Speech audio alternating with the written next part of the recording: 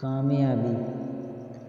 एक गुरु अपने शिष्य से अत्यधिक विकास से बहुत ही खुश थे।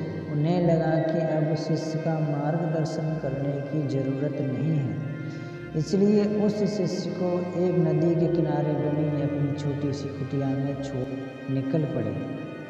रोजाना सुबह स्नान के बाद शिष्य शेर की खाल से बने अपने कपड़ों को सुखाने के लिए टांग दिया करता था।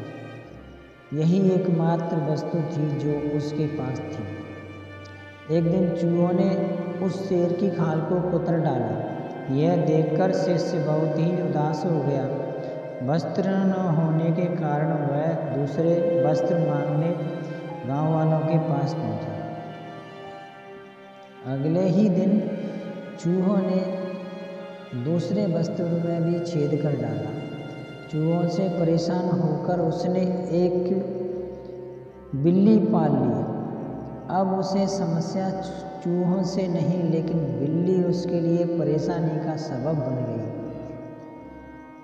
उसे अपने खाने के साथ साथ बिल्ली के लिए दूध का इंतजाम करना पड़ता था। एक दिन उसे लगा कि कब तक गांव वालों से मांगता रहूँगा, क्यों न मैं खुद ही एक गाय रख लूँ। जब उसे गाय मिल गया तो उसके लिए चारा मांगने की ज़रूरत पड़ी। उसे लगा कि झोंपड़ी में चारों ओर घास से इसका काम चल जाएगा, लेकिन उसके सामने गाय को चराने की समस्या खड़ी हो गई। गाय को चराने के चक्कर में ध्यान के लिए पूरा वक्त नहीं मिल पा रहा था, इसलिए इस काम के लिए उसने आदमी रख लिया। अब सवाल आया कि काम करने की निगरानी। इसके लिए शिष्य ने एक महिला से शादी कर ली, जो इसके इन सारे कामों को निगरानी करती और उसके काम में हाथ बटाती।